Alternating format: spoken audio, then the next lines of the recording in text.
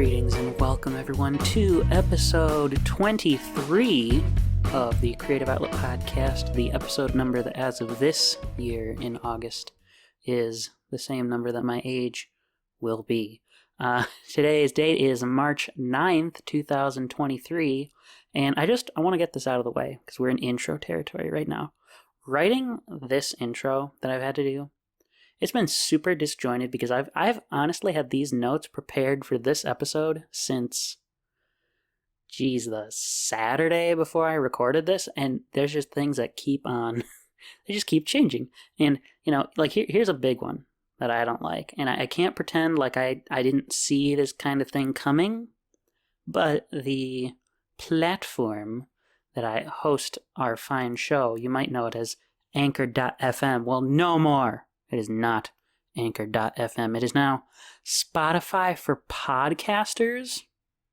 And so, you folks who are looking for this online, you no longer have the simple link to go to of Anchor.fm/THECOP.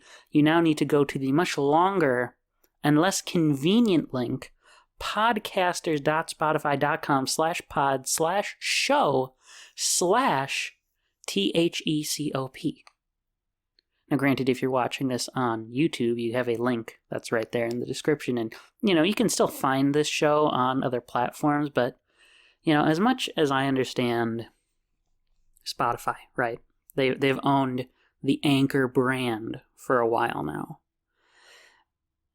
I get wanting to simplify everything into their name, just have everything be Spotify. This is a lot less simple now. Granted, if I type anchor.fm/THECOP, I still get taken to the right page for the show. So I think that this method is still going to work from now on. But I guess from now on, I'm going to have to direct folks to this much less convenient podcasters.spotify.com/pod/show/THECOP, which is a much less convenient link. I will just keep reiterating it. I don't like it. I liked it when it was very short to type out. So, thanks, Spotify. Oh, and last side note about this, actually, since I'm kind of talking about Anchor and Spotify right now, because this has been a thing for a little while. So I do know that I've been able to upload video podcasts to Anchor, or I guess now Spotify for podcasters. But I don't plan on doing that because I think that's kind of unfair to the other audio platforms. I just can't have that video version of the show. Plus, if you really want to have the video show, you can just go to YouTube, which, in my opinion at least, is an infinitely more universal platform than Spotify is, at least when we're talking about video here. Spotify, that's for audio, that's for music, that's for podcasts. YouTube is for videos, which granted can also include music videos and video podcasts, but you're not going to generally upload something to YouTube that's a black screen and just audio. So, to me, I it's been that way from the start. And actually, last little nitpick on Spotify for podcasters, my page doesn't get to be yellow anymore. So that's a bummer too. But, that's my negative complaining about how things keep changing in Spotify-ness. Today, let's get to our main topic. Today is pre-Mario Day, because tomorrow is March 10th, which reads Mar 10, which looks like Mario, so it's Mario Day tomorrow. And I say that today is like pre-Mario Day, because not only has Wave 4 of the Mario Kart 8 Deluxe Booster Course Pass released, but so will another Mario-related piece of content released today, and that is the final trailer for the Super Mario Bros. Movie. And that film, that is the focus of this episode. I essentially want to take you folks on a journey through the ups and downs I've had following this film, since I haven't been able to document it throughout the last year or so. Well, I guess a little bit less than a year. It would be late September, early October-ish. And side note, I guess this will be this episode's sort of quick news.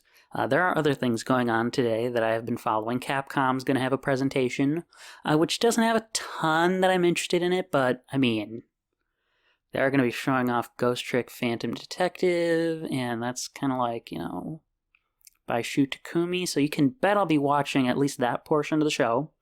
And next week when I record the next COP, that's the Booster Course Pass special, if there's anything interesting from that portion of the presentation, I will probably bring it up, but at least you folks know I will be viewing it. And the same is true for today. Today there was also a Level 5 presentation that already went on, and I've seen the 2 trailers from it that I particularly care about, and beyond saying that Fantasy Life I, the girl who steals time, and that Professor Layton in the New World of Steam look good, I can't really comment much on those beyond that. They look good, Luke looks interesting, Fantasy Life looks like Fantasy Life, but I need to actually get even more concrete information on those games before I can feel like, man, I'm ready to dedicate some segment time to Fantasy Life I or Professor Layton. And yes, as I mentioned, you should stay tuned, whether I do comment on those things or not at all next week, because if you care about Mario stuff, I'm going to be giving my thoughts on the waves of tracks in the Booster Course Pass now that Wave 4 is available. Last time, episode 22 of the podcast, that was focused at least partially on the Booster Course Pass as a whole, as a product.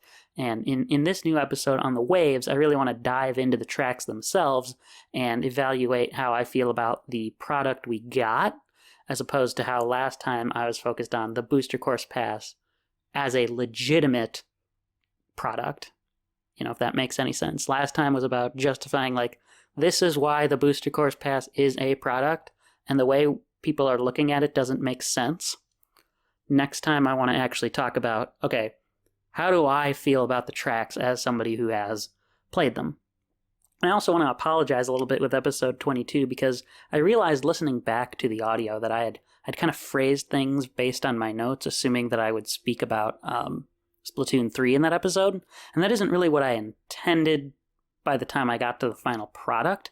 Originally, when I was writing my notes, I did plan to do an additional segment on that game, but I never removed talking about that from my intro notes. And so in its place, I decided to do my opening section on the Splatoon model, because my issues with critique in gaming in the last couple of years, it's been over-defending and over-critiquing games, that's one thing. And in the case of the 2 main products that I talked about, definitely in the case for Switch Sports and other first-party games seeming incomplete, it's because of the Splatoon model. Whereas the Booster Course Pass has its own issues regarding graphics and if Mario Kart 8 Deluxe has passed its time, so to speak.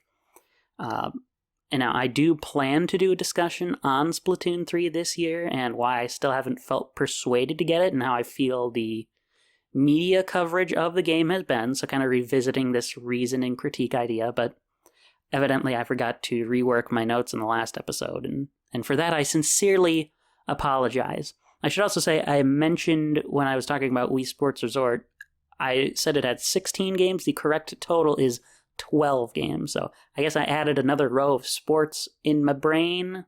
But if you count each side mode as a separate sport, there should actually be more than 16 sports in that game. But I think that might be a bit of a stretch. So that's all my intro stuff. With all that out of the way, I want to talk about the Super Mario Brothers movie. And we're going to be going from conception through to the cast announcement, and I'm going to evaluate each trailer. And I am recording this fairly early in the day. It is 10 a.m. Central Standard Time, and the reason I'm doing this right now is the final trailer isn't out yet.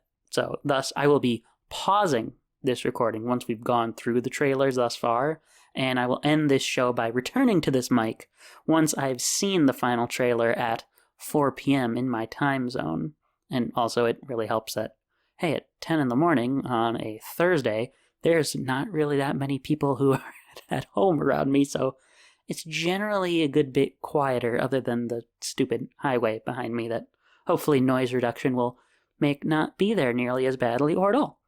And indeed, you folks can expect an additional bonus episode when I give my fresh thoughts on the Super Mario Bros. Movie after having seen it in the theater. Yes, I will be going to a movie theater, which I have not done in, 4 years, I think. I'm not going to call what my viewing, my recording post-viewing, I'm not going to call that a review, because that segment's probably just going to be me rambling once I have returned to my apartment from having seen the film, but I think it should encapsulate how I feel from my first viewing.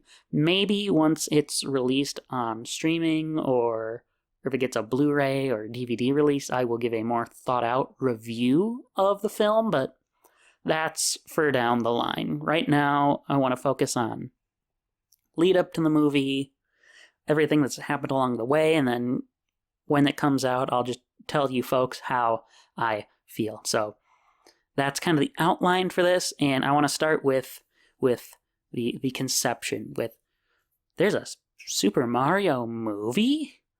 So I think my some discussion of my relationship with this game series, the Mario series, is a bit in order, since I feel like you need to understand that to really understand how I would feel about there being a movie.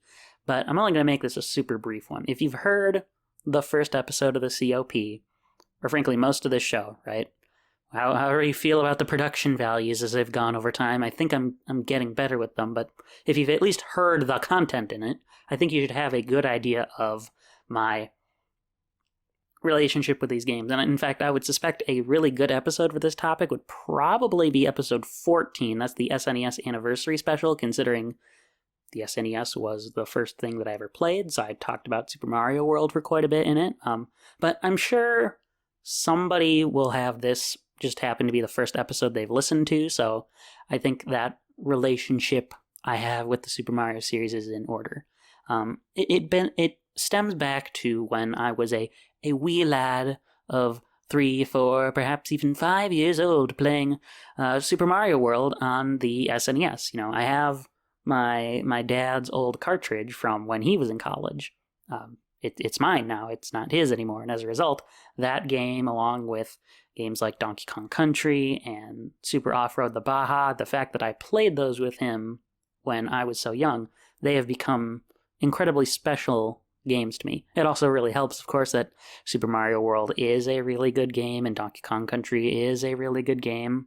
And so the SNES and Super Mario World in particular they act as some of my first exposure to gaming, right? Then you fast forward to 2007, and for my 7th birthday, my grandfather gifted me a Nintendo DS Lite with Yoshi's Island DS and Big Brain Academy. So until then, I'd been kind of a lapsed game player, because it's not like I could just pop in Super Mario World all the time. It wasn't mine, it was my dad's. It was whenever he decided to get that stuff out. So I had to bide my time with other interests. But from then on, from 2007 and on, I wouldn't really say I looked back. And since this was a Nintendo system, the DS Lite was, I knew that it meant I could access similar games to what were on the Super Nintendo. In other words, I could look for, maybe Mario games, for example. And then I would pick up games like Mario Kart DS and New Super Mario Bros., and then the rest is really history from there. At least, that's what you really need to know to understand why I would have such an attachment to the Mario series, right? I grew up with it. They have this special feeling going back to the very first Mario game I played, because it gives me good feelings with a particular family member. And then with the DS, you get a similar thing with that too. It reminds me of a special gift I received from a beloved family member as well.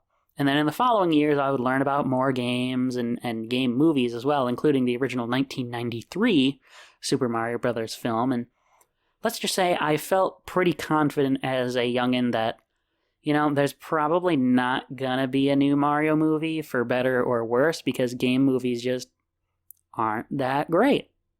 And then again, we fast forward to 2014 when there's rumblings from Sony about a movie, and then we jump again to January 2018 when indeed Illumination was announced to be the studio tasked with creating a Mario movie. And if things weren't crazy enough, just remember that this is going on at the same time as the initial ideas for Super Nintendo World. So to someone like myself, who has this deep nostalgic connection with the series, there's an extreme mix of emotions going on here. There's some big excitement, and then there's some big fear. But if I could summarize my feelings on the idea of there being a new Mario movie at the time into one sentence, I would just say, don't screw it up. Now, perhaps it's the cynic in me, but I would say I had a lot of reasons to be fearful, to be thinking, don't mess this up, don't mess this up. God, do not mess this up. Now, to be fair, I can freak out like somewhat easily too, and this had multiple red flags on announcement for me. And the first among them is, again, game movies, usually not that great. That alone was a cause of concern for me, because I doubted, and to be fair, I still kind of doubt this. I doubt that this is going to be the film that changes that thread. Now, today, I would say it has shifted when you have films like Detective Pikachu, or, even going back to like the old Mortal Kombat movies. Some people really like those. But honestly, I actually have to hand it off to HBO right now, because their series for The Last of Us, which is, of course, a PlayStation 3, but also a PlayStation 4, and now also a PlayStation 5 title, because we just cannot apparently not remake that game twice in each succeeding generation. Whatever, that's weird, but that's Sony and Naughty Dog's prerogative. Their series, their television adaptation of The Last of Us, I think that might be the tipping point for game adaptations, because people who don't know that The Last of Us is originally a game are really loving it, and the people who do know that it's a PS3 game are really loving it, and it's still apparently very similar to the game. And so if people are liking it as a TV series on its own, I think that just speaks good things. So if people take heed of what Naughty Dog and HBO are doing, maybe we can get some good game movies going on here. Just saying, it's possible. Red flag number 2. Illumination's the studio behind the movie. And now, I don't know what everyone's relationship is with Illumination, but I can't say that I've ever been particularly fond of them as a studio. I didn't really grow up with the Despicable Me films. I know that they came out during my time as a child, but I just didn't happen to really watch them. But I can say I did see those stupid Minion things about as much as Ubisoft's Rabbids, and I pretty much felt the same way about both of them. They're dumb, they're annoying, they're loud, they're annoying, and they're just everywhere. Though I can say, being that it was January 2018 when this film was announced, the Rabbids had made a bit of a face turn with me, coincidentally enough, because of a Mario plus Rabbids Kingdom battle. So in that game, they weren't particularly annoying. So I guess if I really look back on it, you could make the argument that maybe the Minions wouldn't have been so annoying if they'd done a similar thing. But I know for a fact they're not going to be making any kind of appearance here. I say this as if I actually have anything to cite, but God, I cannot imagine that the short film that will go with this movie, if there even would be such a thing, is going to be a Minions short film, but we'll just have to wait and see. There's less than a month out. But regarding Illumination's films, to the point that, to that point in time, I think I'd seen the first Despicable Me, but I hadn't really thought much of it. Like, it was fine. It was a movie about an evil guy who grows to be nice because he's got a couple of little girls. Like, that's a lot of movies. There's a lot of movies that are kind of like that. So it wasn't really anything all that special. But two of their films that I can say left more of an impression on me were The Lorax and The Secret Life of Pets. Now, I had first seen The Lorax, actually. I'd seen that closer to its release, though I did not see it in theaters. And, I thought it was fine enough, but it certainly was a generic movie. I had already seen the older, like, 70s animated version of The Lorax before that, and much like How the Grinch Stole Christmas, I think that older 60s, 70s era animation is way better than the newer movie, but, it was fine. It wasn't anything amazing. And in 2012 or 2013, whenever I did see it, I can't say I knew much in the way of film analysis, so it's just like, that was a good movie. That's kind of how I felt at the time. And then after that, I saw the Nostalgia Critic review of the film, and after that, I started to kind of reevaluate it. Sure, there was a lot in the way that Illumination's version missed as far as themes were compared to the earlier animated Lorax, let alone the book, right? That's kind of the main crux of the critics' review, is that the Illumination film doesn't actually understand the message of the book, even though it's still kind of communicating the message of the book.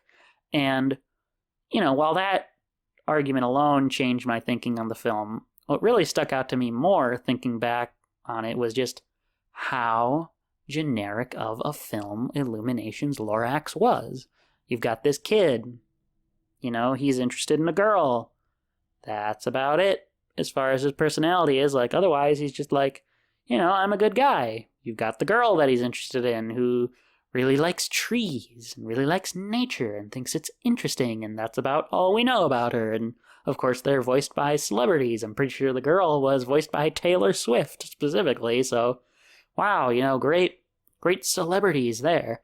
And then you've got, like, the little diminutive bad guy who sells the canned air, and that's about his entire personality, is that he's evil, and he never really learns the complexity of why the world they live in is bad.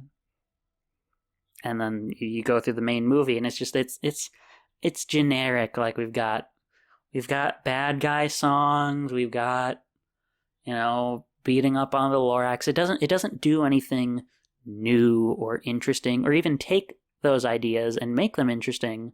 And it seemed like many of the changes to Dr. Seuss's source material then was just like, we're going to be cookie cutter and we're going to stray away from the original vision, instead of making a real legitimate critique of how capitalism causes destruction to the environment, that it's kind of an externality if your entire focus is making the most money. Whatever happens to the little bear guys or the little fish, whatever. It's making me money. And that message is certainly there in the film, but the book really makes sure you know that message. The older animated special version really makes sure you know that message. This movie, not so much. And then we get to The Secret Life of Pets, which is itself also apparently an adaptation, but at the time that I saw it, I'd had no idea on that, so I have no comment on The Secret Life of Pats. Wow. Not The Secret Life of Pats here, The Secret Life of Pets as an adaptation. And all that I know of that movie is I was dragged to the theater to see it with my mom and my stepdad and my sibling, and I hated the movie.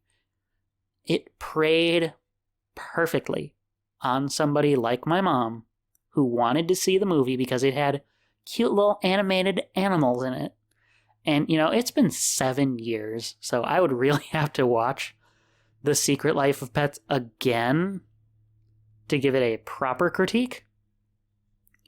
But all I can remember is being so bored the entire time because that movie's plot, that movie's character dynamics, practically everything about it had been done before.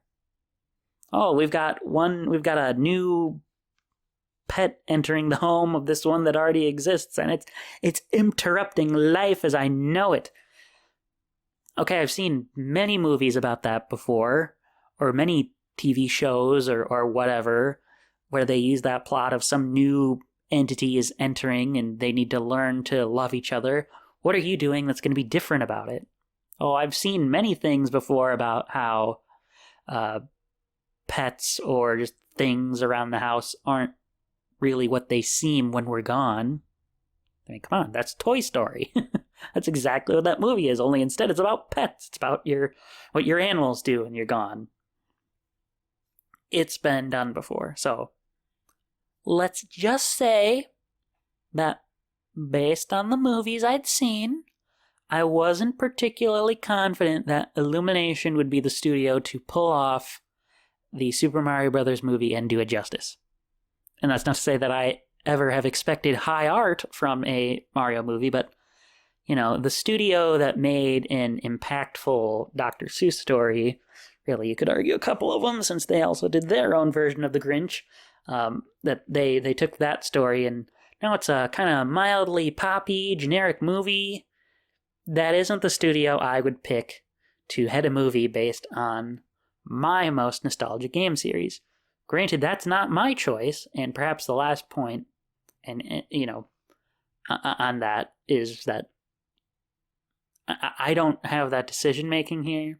I could pick the studio I'm most nostalgic for and say they should do it, but ultimately, it is the choice of the folks who own the Mario IP. It is Nintendo's choice, and really, it's also largely Shigeru Miyamoto's choice. And this also might be controversial, but I think at the time, in 2018, I would say the deep involvement of Shigeru Miyamoto was kind of a red flag. And this is going to sound contradictory to that literal last sentence, but one thing I can give Chris Meledandri credit for is identifying that a major part of why the 93 live-action Mario movie didn't work is because Nintendo and the series' key players were hardly involved in the film's production. But if it had been earlier than, say, 2012, I'd think it would be great to have Miyamoto and, you know, Takashi Tezuka and all those main Mario people in on the Mario movie. And look, this certainly is not to disrespect one of the guys who's made two game series I adore, but considering his propensity to sidestep stories in some games and how things went with some of the particularly story-driven Mario sub-series by 2018, like Paper Mario and Mario and Luigi, and you could even argue some of the sports titles too, during the 3DS era, for example, I wasn't exactly the most confident that Miyamoto would be the best to help turn a story as simple as Super Mario Brothers into a feature-length film. Even if he did, obviously it wasn't all him, he had all these film people on board, but I'm just saying, I feel like he could kind of be led down a not so great path. But, you know, look at the time, the film, we're talking 2018, it was still 3 to 4 years away, ended up being 5 years away, but, you know, it ended up, I didn't have to really actively worry about it at the time. You know, 2019, okay, the film's not coming out till 2022, do I really have to think about this?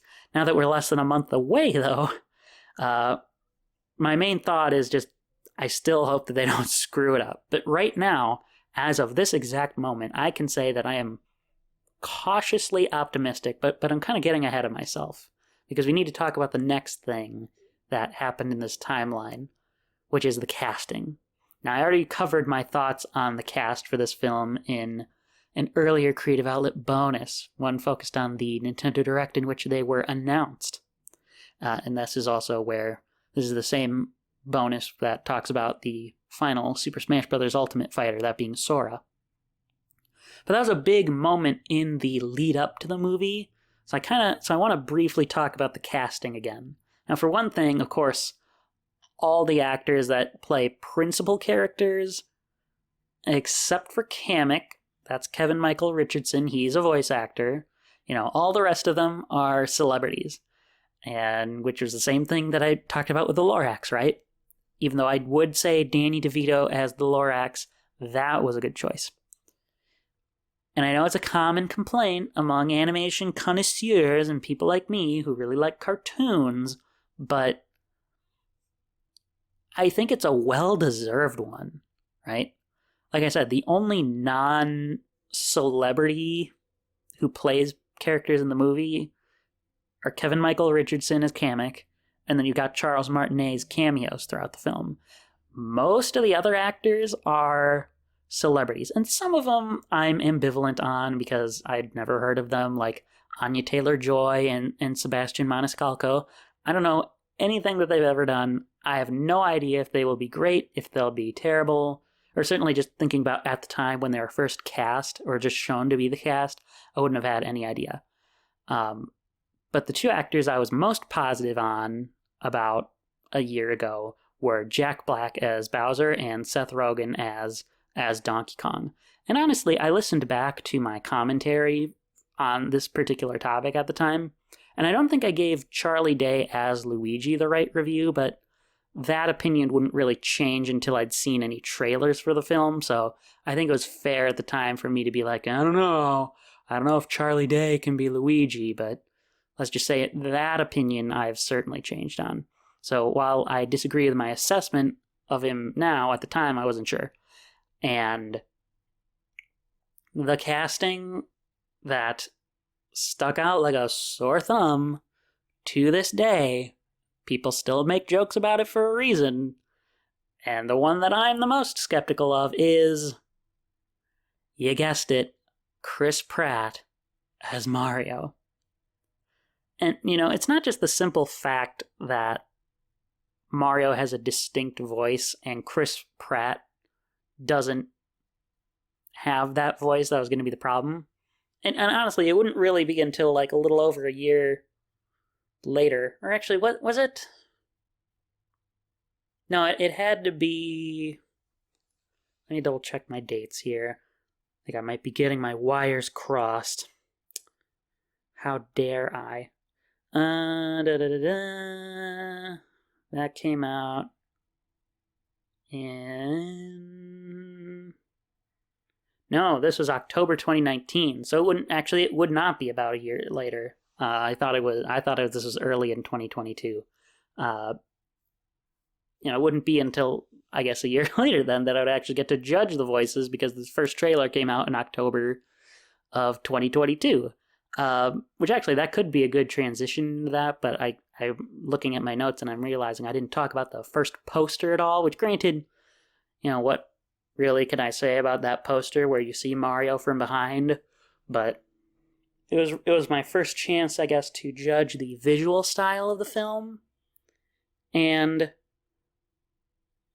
this might be a strange critique, but I feel like in stills, the movie doesn't look that great. Like, it looks kind of uncanny. It looks like it's trying to be Mario, but it's not Mario. But it's not clearly trying to be Mario in a different style, if that makes sense. It's trying to be Mario, but also not trying to be Mario in its own style, but it's not just so radically different that it clearly looks different. And that was more or less my thought on the posters. It's like, this looks like Mario. The toads look kind of just barely off, though, and it's weird. But not too long after that poster came out, we would have the release of the first trailer, as well as the final title for what we now know as the Super Mario Bros. Movie. So let's talk about the trailers. Now, later today, when I'm recording this, the final trailer for this film will come out. By the time you're hearing this, it will probably have been 15 days since it's come out because I've been releasing stuff on Fridays a week apart from each other. That's just what I've decided. That's what I'm going to do for now. And, yeah, editing takes time and I need to see the final trailer. But at this exact moment, these are the trailers on Illumination's YouTube channel. We've got the official teaser trailer from October. We've got the official trailer from 3 months ago. There is an official 1 minute and a half or so clip that I'll be talking about here. They have also a tiny clip labeled Smash, which that annoys me, but that's just me being a dork, and Smash is... Sakurai isn't involved, dang it. Anyway, and then the final bit, until this last trailer comes out today, is the Super Mario Brothers plumbing commercial, which is that one I'm pretty positive on. So, for the sake of making my note-taking easier, what I decided to do is, right now, I'm going to re-watch these trailers and provide my thoughts after having viewed them. And the only one of these that's kind of fresh in my mind still, actually, is that Super Bowl commercial, but, these two movie clips and these trailers I have not watched in a while. So let's begin with our October 6th trailer. And yes, we will be transporting forward in time because I'm not, putting myself up to having copyright issues because I play the trailer in here. So I'm going to be cutting out all this where I'm actually watching the trailer, and I'm just going to give you my reaction upon having seen this again, starting with the first trailer now. Okay, about 2.5 minutes has passed by. I've seen this first trailer, and, I forgot how much of the first trailer was focused squarely on Bowser. It's really the whole first minute and a half. And that, I think, really works to the trailer's benefit. Because, remember, well, I guess I don't know if I explicitly made this comment, but the reason why I thought Jack Black was the perfect casting for Bowser was that he could work in no matter what way the writers decided to interpret Bowser. And that's because they could either sort of play him straight like the main line games do and have him be the serious villainous character, or, if they were just going to write, all right, we're going to write Jack Black, and we're going to have him do his Jack Black kind of goofy character shtick sort of thing. To me, that would just come off the same as if they were writing Bowser from the Paper Mario series or the Mario and Luigi series, where he's still a bad guy, but he's goofy, he's funny, he's weird. And that's exactly what Jack Black would be. He would still need to be a bad guy because he's still playing Bowser, but he'd be funny and goofy and weird. This one, in the movie, they're deciding to play him straight, right? And frankly, you can't even, outside of, I would say, the last line that Jack Black has in the trailer, when he's saying, who's gonna stop me? That's about the only line that I think you can tell, okay, yeah, that is Jack Black. All the rest, you can't really tell. And again, that works to the movie's benefit, because you compare that to a certain other character later in the trailer. He reads as Bowser, okay?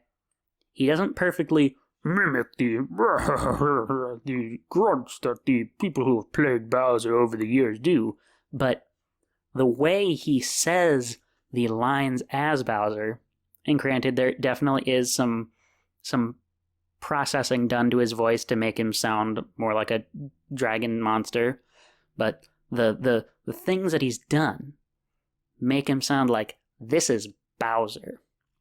This is not Jack Black, this is Bowser. You see what I'm saying? There's kind of a difference here. Now, the other two characters in the trailer, after Bowser talks about who's going to stop me, actually there are three. I'm missing one here, but I did just see it. The next two characters we have are, of course, Mario and Toad. And neither of these two sound anything like their in-game counterparts. For Toad, that's fine. I can't say I love Keegan-Michael Key's Toad, But I also know that if I had to hear the normal Toad voice throughout the entire movie, that would be really annoying. And I don't think anybody would like that. And that would be really hard on whoever has to do Toad's voice. So I understand they definitely couldn't do that. And the way that they've gone with Toad, I think, is good.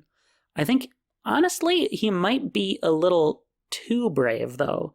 But, we have to talk about, this is only the little tiny bit of the trailer, right? So he does freak Mario out and tell him, like, don't touch that mushroom because it's poisonous. So clearly he's still scared, but he hasn't come off in the same way that, like, honestly, I feel like Toads could be kind of pathetic, but this Toad was fine. And actually, I'm now thinking about species. I'm just realizing I totally skipped over the penguin part of the Bowser portion of the trailer, because it essentially opens on Bowser is taking over this penguin kingdom. And in Mario games, we don't really get much characterization for the species. The penguins are just kind of, they have their own little bit of personality, like, I'm the surfer penguin, or I'm the cool penguin, or I'm just a random penguin. I'm the mom penguin in Super Mario 64, right? I'm the big penguin that you race.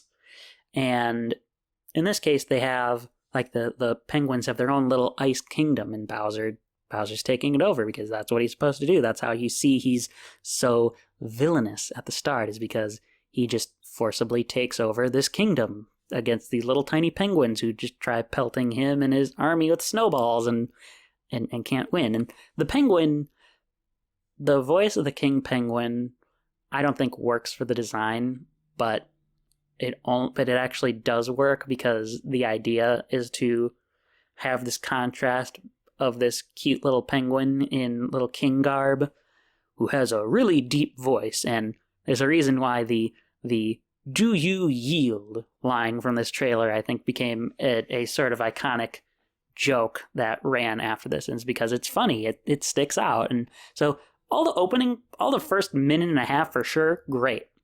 The Toad portion, okay, not my favorite. It's fine. Again, the design looks a little uncanny, but in motion, it works a lot better. Same for Mario's design in motion. Okay, it's not perfect. It doesn't read to me the same as the design that I'm used to for Mario, but it's fine. I get it's going to look different. It looks better in motion. And, certain renders, I would say over time, some of the later posters look better than, say, the render that they used at the start of Mario jumping. I still don't really like that one. It looks just off enough to be wrong. Now, the voice for Mario, on the other hand, we don't get to hear a lot of Mario in the trailer, but it doesn't sound like Mario, which, to be fair, I also understand that maybe people wouldn't want to hear Mario's normal voice throughout the entire movie. Woohoo! But Chris Pratt's Mario doesn't have the benefit that Jack Black's Bowser does of reading as Mario. And granted, it's not like Mario's ever had tons and tons and tons of personality to pull from where you can go, yes, that is Mario, like how Bowser has had it. But in that case, then it sounds like somebody who's like, it sounds like Chris Pratt just trying to do a Brooklyn accent, as opposed to Chris Pratt trying to embody the character, like the hero that is Mario. And, to be fair to this trailer, maybe it could just be that these sort of quieter moments of, what? Where am I? Don't, when he enters the Mushroom Kingdom, just don't allow you to really have your character's personality shine through, but that just is a detriment to the trailer itself, because in that case, either that means what they should have done is they should have really sort of cartoonified the moment more and really made it expressive, or they needed to pick a different moment to really sell you on who Mario is. And in fact, I think they do that better with the next character, because toward the end, after they show off like, oh, cast names, they show a little clip of Luigi running away from some dry bones, where you get to hear Charlie Day as Luigi for the first time. And you don't get to hear a ton of them, but even just that little bit of Charlie Day sort of like freaking out as Luigi reads as Luigi. He doesn't sound like Charles Martinet's Luigi, which I can't really do the voice of. Oh, I'm trying to do my best here, but I can't really do Luigi. He doesn't sound like that at all. My bad interpretation, or like Luigi in the games, but he reads like Luigi. He comes off as, I can confidently hear Charlie Day freaking out as Luigi and go, no, yeah, that's how I expect Luigi to be if he had expanded dialogue in a game. So, overall, I don't plan on like grading these trailers or anything, but the first trailer, outside of that Mario bit, looking pretty good. Looking like, definitely, I came out of it going like, okay, it does not look like they've majorly screwed this up yet, but I'm going to have to wait and see. So then, a little bit later in November of 2022, practically December because it was November 29th, we got the official trailer, the second trailer for the film, and I'm going to be viewing that now and coming back with my thoughts on that trailer. Okay, so second trailer. Honestly, I have no idea how to evaluate that one, but in this case, that isn't necessarily a bad thing. A large part of that is there's a lot more packed into this trailer than the teaser trailer, which I suppose makes sense. But I think some of the problems remain the same. Mario looks good in motion, but if you pause on some things, he looks kind of weird. He looks like Mario, but he doesn't look like Mario, and so like it like I think it's a lot less Uncanny Valley than it was before, but it's not entirely like great. We get to see Donkey Kong for the first time, but we don't get to hear any of Donkey Kong. And I'm not sure if that was a strategic choice or not, because I don't, I'm kind of okay with Seth Rogen as Donkey Kong, but I know there are other folks who are like, Seth Rogen as Donkey Kong? That's a weird choice. And we get to see Mario essentially have a little fight with Donkey Kong. We get to hear Chris Pratt's attempt at a quiet "let's go," which again doesn't sound quite right, but getting to hear more of Mario in this trailer, I think you get used to Chris Pratt as Mario more, but that doesn't entirely change it to be fully good the way that it should be.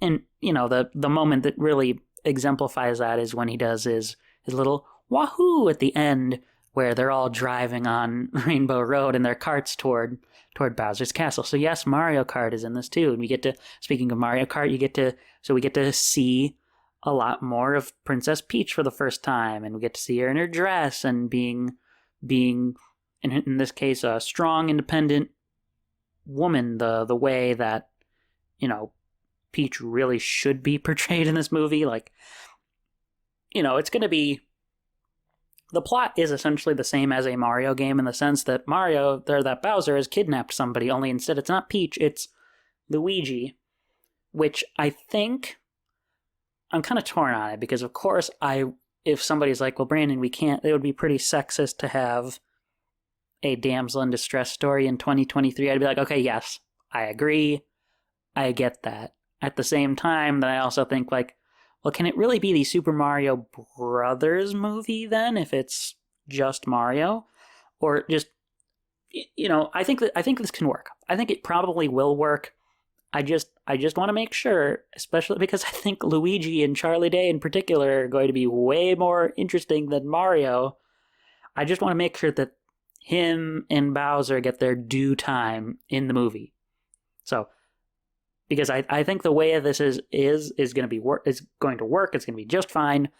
I just don't hope that the decision to make the film be about getting back Luigi results in getting less interactions with who I think is a more interesting and well-performing character. Not that I think Peach comes off as like a bad character in this trailer, but she just comes off as like, well, honestly, she comes off the way that a princess really should. She's a strong leader. She can make good decisions. She's gonna be part of the fight. We see her suit up in like the bike outfit she uses in Mario Kart, and that's like her little combat outfit.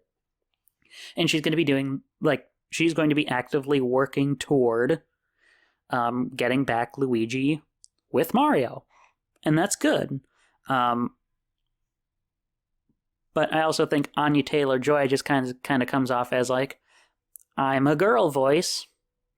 Maybe I'm being unfair to her because I just don't know a ton about her, but I don't think she comes off in the trailer being anything particularly like she evokes Peach, but I also think she might have a lot lower stakes because Peach doesn't have like a really particular type of voice.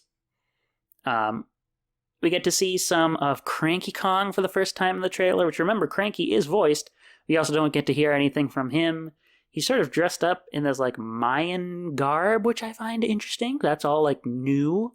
Get to see a little bit more Toad. You know, Toad, again, I feel pretty much the same about Toad.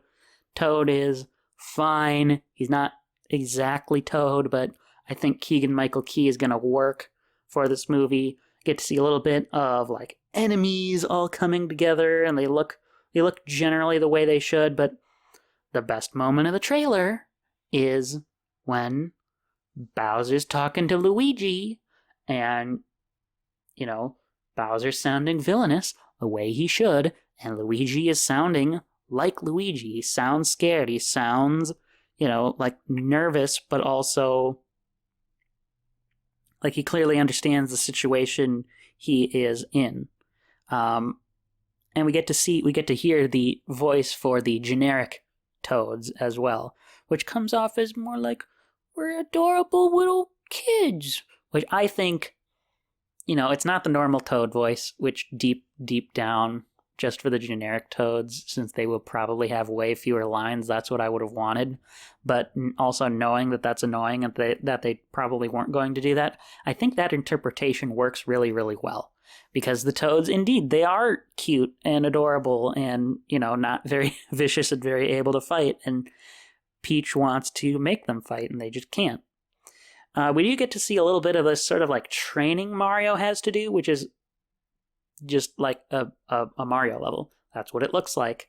And, you know, it looks interesting, but I don't think this is really going to be that much of the movie. I get the feeling that the training Mario has to do is more or less going to be like a little montage moment in the movie, and most of it is actually going to be him and Peach and Toad going on their journey to save Luigi.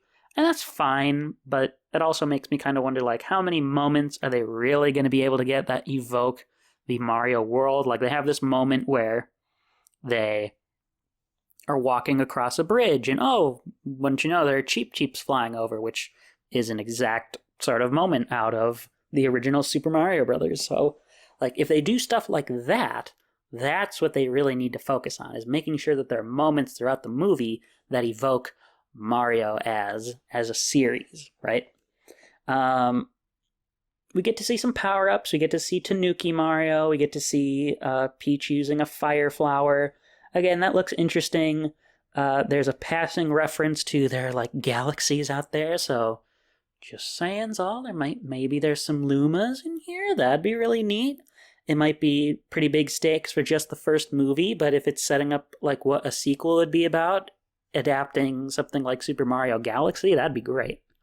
Going back to the character designs for a little bit, to me, Peach, and I think Donkey Kong a little bit, but over time I've grown much warmer to Donkey Kong, but I think Peach is the most uncanny valley character design for me, in that she looks like Peach, but there's one thing on her character design that just makes her not exactly read the way she's supposed to, and it's that stupid round nose that she has. Or at least it just the emphasis on the nostrils in her nose that the main series design simply doesn't have. And I think it'll be fine. Like, she looks fine in motion, she looks fine as Peach, but when you look at her in a still, that her face just looks just wrong enough for me to register like, oh, this isn't exactly Peach. There's some fun referential moments. We get to see a tribe of Yoshis running around. Notice that we don't see, or at least I can't see anywhere in here, we don't see any green ones, so maybe there's a special certain Yoshi that might get talked about a little bit in the movie. I don't know yet. We get to see when Mario and Luigi are like traveling to this world, or they're going through this like sky portal, and they must get separated along the way. Like I said, at the end, they're going to be driving to wherever Bowser's castle must be, and so they have these carts, and they're driving on Rainbow Road. That's fun. I think in some ways you could argue that it's like a little too self-referential, and that it's like, oh, Mario Kart exists, but it's not actually Mario Kart. We're gonna just use the cars as cars, or bikes as cars, so, yeah, we're gonna use them for an actual use. It's not racing, but it's still Mario Kart. We do get to see a bunch of little Kongs in the background when they're driving on Rainbow Road. Like, neat. It's fun. But doesn't really add much to the trailer other than just, hey, we're going to have some fun visuals that will like evoke the feeling of Mario. So, second trailer, good. Honestly, though, I think the teaser might be better. I think the second trailer, like, upon viewing this second trailer, I didn't really feel all that different from the first one, but I think if I have to rank the two trailers before having seen this final one, I would call the first one better at selling me on the movie. Whereas the second one kind of gets into that generic territory that I'm a little afraid of, but it still evokes enough Mario-type stuff to where I'm not super worried. Now we're going to move on. We're going to see some movie clips. I'm going to start with a minute and a half or so clip here that I got to watch. All right. So I've come back from watching the minute and a half clip. The Mushroom Kingdom clip, as it's called, is clearly when Mario and Toad first have made their way into the kingdom. There's a lot I like about this trailer. They get all the little references in. Things are clearly like, there are coin blocks. There's brick blocks floating in the sky. There's clear pipes. There's green pipes. Like, they get all the visual stuff in this trailer. I really, really like.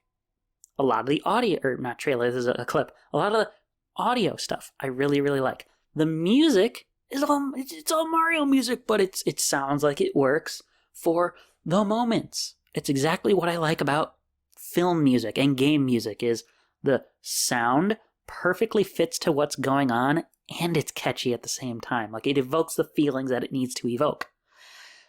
Toad, pretty good.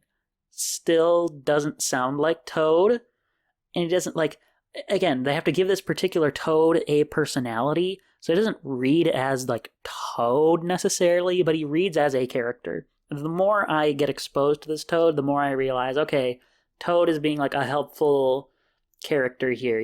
Which I guess in some ways you could argue that sort of evokes Toad, because usually they are helpers, but he's not just the happy-go-lucky, everything's great Toad. He tries to use some cynicism, like talking about out of the way. He's trying to clear a way for him and Mario to quickly get to Peach's castle, and he's talking about, we need to get through, his brother's going to die, which, I mean, Luigi's kidnapped, but he's not going to die. Or at least that'll be a really dark sort of thing to have happen in the film that I suspect will not happen.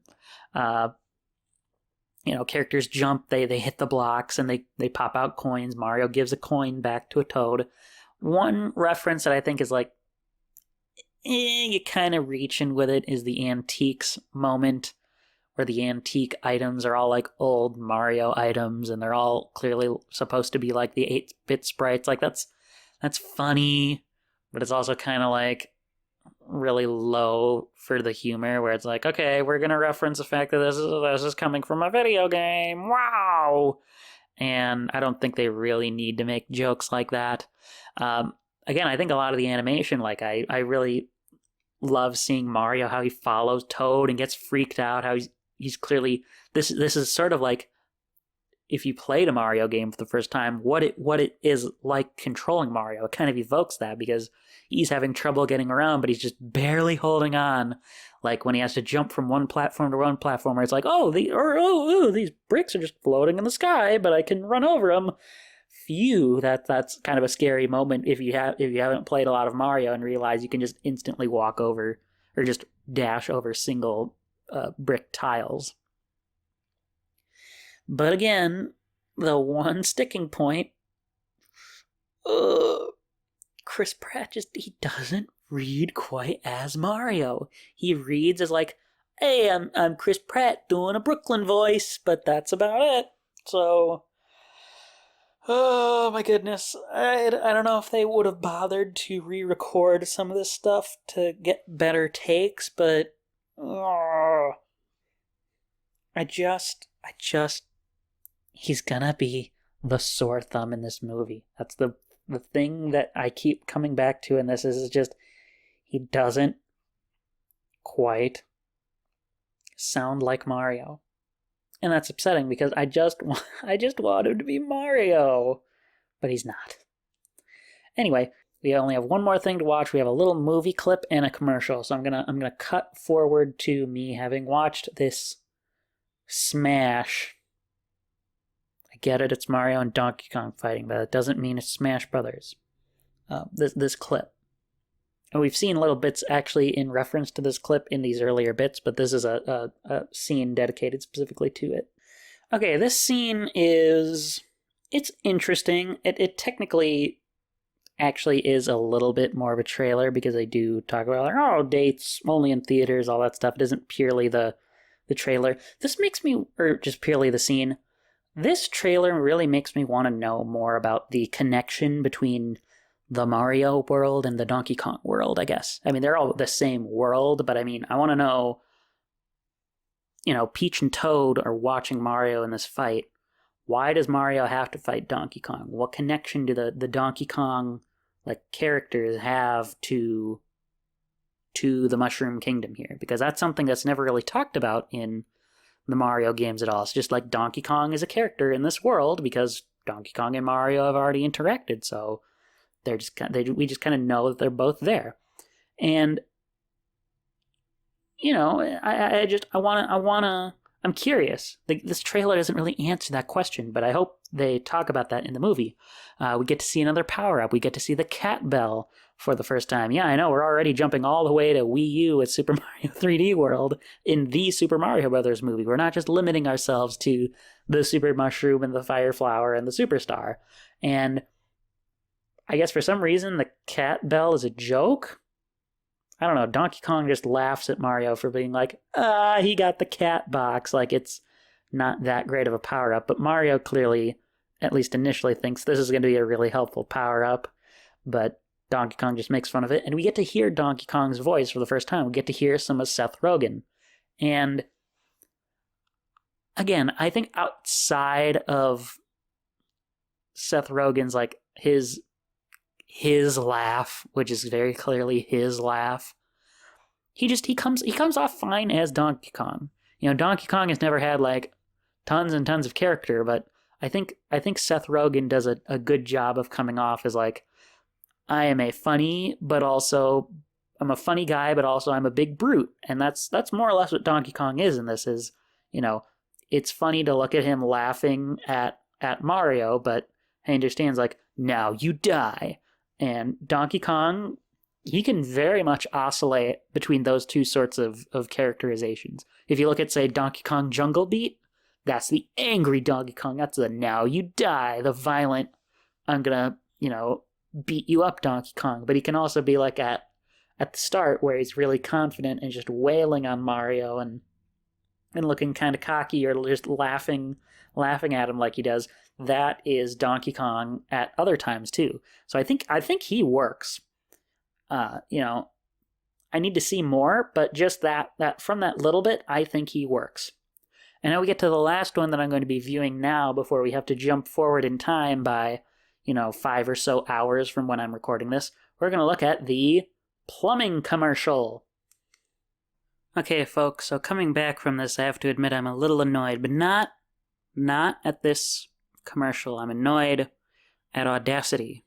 Actually, no, I'm not even annoyed at Audacity. I'm annoyed at my computer, which has decided, or had decided, I should say, to, just shut off in the middle of recording. Now, fortunately, and why I'm not annoyed with Audacity is it did indeed recover my audio, so it's not like I had to record the first hour and 15 or so minutes of this episode again, and I have saved it, so if for whatever reason something like that would go wrong again, I would not have to deal with that. But it's a little interruption, but I have indeed viewed this commercial, and honestly, this commercial that they aired for the Super Bowl for the Super Mario Brothers movie, if there's anything that would very much get me to go, okay, I don't think they're going to screw this up, it's this commercial. Because, I mean, honestly, like, there's really nothing specially amazing about the animation. You don't get to hear the characters in it all. You don't get to hear Charlie Day as Luigi. You don't get to hear Chris Pratt again. All you get to hear as far as characters is the lady that they're doing the plumbing for. And I don't really consider her much of a major character, so I don't really care as far as whether she sounds like really, really good or really, really, really bad. But honestly, she does sound good because people have pointed out she sounds similar to the lady who played Peach in the Super Mario Brothers Super Show. And if it really is the case that they got the voice actress for her, that's great. But honestly, the thing that I really like about this commercial is, to me, it just acts like a piece of evidence that says, okay, the people making this, they get it. Okay? This commercial so far is the thing that has given me the most hope that they will not mess this up, because they do things in it that only a really hardcore fan like me would appreciate. And I'm of course talking about the song they used for the commercial, because it's not just a remix of the Super Mario Brothers song. It is specifically a remix, or, well, a re-lyricing perhaps, of the Super Mario Brothers Super Show theme song, which is only the kind of thing that somebody like me who's watched the cartoon, who's grown up with the series, is really going to appreciate. Whereas to other people viewing it, like, I think they're going to find it neat, but they're not going to necessarily know that is a reference. So if they can do deep cut things like that, that gives me a lot more confidence. But they do have one more trailer that, as of right now, comes out in about 4.5 hours. So I'm going to join you folks back here. I mean, for you, it'll be instant, but for me, it'll be a few hours later once I have seen this trailer. So they have one more chance to potentially make me drag back these positive comments, or they can really make me enforce them even more. I'm hoping more for reinforcement, but you never know. I will see you folks shortly after I've seen this final, last trailer. Okay, well, now, folks, I am coming to you, maybe that would be the better word or phrasing to use, about 5-ish hours later. It is 4:15 p.m. and I've just gotten done viewing the final trailer for the Super Mario Brothers movie. And I watched it on each one of these trailers, that first trailer that I talked about and that second one, the October and the November ones, have had, well, I can't say full, but they've had Nintendo Directs to go with them. hosted by the Shigeru Miyamoto, and with appearances from members of the cast. And in this case, we had our 4 main cast members: Seth Rogen, Chris Pratt, Charlie Day, Keegan-Michael Key, as well as Anya Taylor-Joy and Jack Black. And there were a couple of members of the production crew. Chris Meledandri appeared, as he's appeared in the last 2, along with Miyamoto. But this time we also got a couple of the directors in on it. Now, I don't really want to comment on that stuff.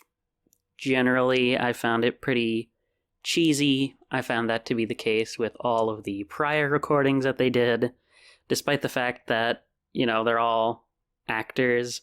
Unfortunately, I found a lot of the acting to be kind of pretty clearly staged. So, not the greatest, but and although in the case of the directors, I should say they were generally more talking about at least one aspect of the design in the case of the vehicles, which again, that was interesting, but nothing like mind-blowingly amazing. But I suppose it's time for me to talk about the trailer, and this being brand new, right? I'm not entirely sure how to feel about it. I'm not sure if this is a bad thing necessarily, but it doesn't exactly feel particularly like a final trailer. Like, it obviously it's going to be the last, big trailer before the movie, but there's nothing about it to me that stuck out as, whoa, this is the big hype building trailer compared to the other trailers of the bunch. There was definitely some interesting stuff in it. We finally got to see a Luma for the first time, so again, some more of those Super Mario Galaxy-esque connections going on, and I don't know what is the Luma's problem, but the Luma is creepy because it's talking about the only way to go is the sweet release of death. It's trapped in a cage with all the penguins and Luigi and Bowser's castle suspended over lava, and it's talking about murder. I mean, well, maybe not. Maybe murder's not the right here, but just again the sweet release of death. And it's talking about it like it's all sweet and innocent. And that really weird tonal shift. Not sure what's going on there. It's definitely intriguing, but I don't know if when the movie comes out, that's gonna stick out like a sore thumb. Other than that, I mean, there were some interesting moments. We saw Mario and Donkey Kong team up. We got to see, for the very first and probably only time ever, what a fire flower Donkey Kong will look like, which only really matters to humongous dorks like me, but it was still really neat to see that Donkey Kong apparently has a fire flower form, which I suppose there's no reason to think that he wouldn't, but it was not just that his tie changed different colors. Instead, he his fur changed colors. That was kind of neat. But most of this was just, we're fighting the Koopas. And again, the best character of the bunch, I would say, was Bowser. I feel like this trailer, though, was the most apparent to me that it was Jack Black playing Bowser. There was a moment where Bowser's going through his army. He talks about Koopas, Goombas, whatever you guys are. And it's Spinies, and I don't know if the processing just isn't the same as it was in the earlier trailers, if they've changed it or something, but to me it came across more as Jack Black. And to be fair, I feel like that particular kind of comedic moment leans more toward the Mario RPG Bowser type shtick, so again, that's kind of a Jack Black type shtick anyway. So if anything, it works out, but now I guess I'm kind of thinking, well, are they going to try to sort of weave both types of Bowser in here throughout, or how exactly is that going to be? There was a big portion, again, focused on Rainbow Road. Apparently, Rainbow Road is the big thing in this movie, I guess. With some neat Mario Kart type stuff. We see the enemies all have their own carts, and the carts at least eventually end up in an anti-gravity mode, because we do see the tires flip out like they do in Mario Kart 8. So, I can't say this trailer really necessarily did anything for me, but it hasn't ruined my recent optimism.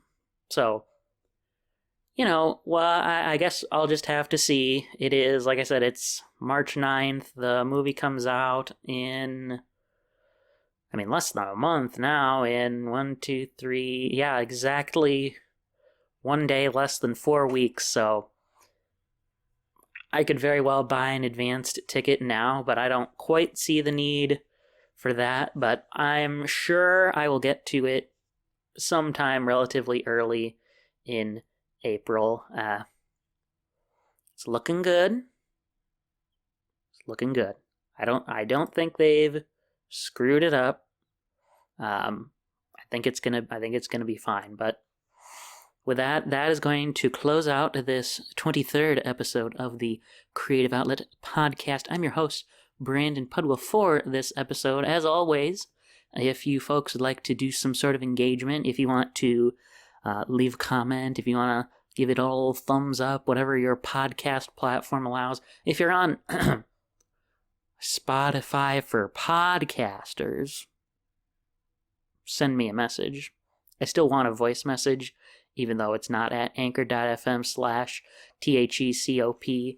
I don't even remember the link anymore because I don't have my document pulled up right now where I wrote it down on, but it's way longer, and I don't like it. But that's beside the point at this point.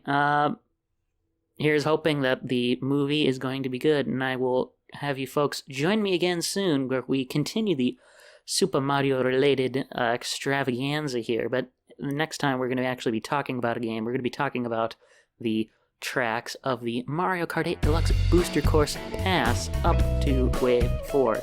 Until then, thank you very much for listening in.